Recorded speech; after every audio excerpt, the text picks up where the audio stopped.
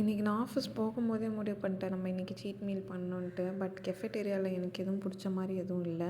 அதனால சரி ஓகே நம்ம வீட்டுக்கு போயிட்டு ஒழுங்கான டிஷ்ஷு வாங்கி சாப்பிட்டு ப்ராப்பராக சீட் மீல் பண்ணணுன்ட்டு முடிவு பண்ணேன். எனக்கு இந்த சீட் மீல் பண்ணும்போதெல்லாம் ப்ராப்பராக சீட் மீல் பண்ணும்போது தான் எனக்கு அது ஒரு சீட் மீல் பண்ண சாட்டிஸ்ஃபேக்ஷனே இருக்கும். இல்லைனா மறுபடியும் சீட் மீல் பண்ணுவேன். நான் அப்படி வாங்கினது தான் இந்த பிக் பவுலுன்றது. இது நான் சொல்லியே ஆகணும். சீட் மீல் பண்ணது அது ஒர்த்தே இல்லை. டேஸ்ட்டு பார்த்திங்கன்னா அது ஒரு மாதிரி டிஃப்ரெண்ட்டாக இருந்துச்சு. இது எனக்கு பிடிக்கல. எல்லாருக்குமே இது இந்த டேஸ்ட்டு பிடிக்காதான்னு கேட்டால் அப்படி நான் சொல்ல மாட்டேன். ஏன்னா இது ஒரு மாதிரி டிஃப்ரெண்ட்டாக இருந்துச்சு. இதை நான் நல்லா இல்லைன்னு சொல்ல முடியல, நல்லா இருக்குன்னு சொல்ல முடியல. இது ஒரு மாதிரி டிஃப்ரெண்ட்டாக இருந்தது. 350 ருபீஸ்க்கு இது ஒர்த்தான்னு கேட்டால் கண்டிப்பாக ஒர்த் இல்லை.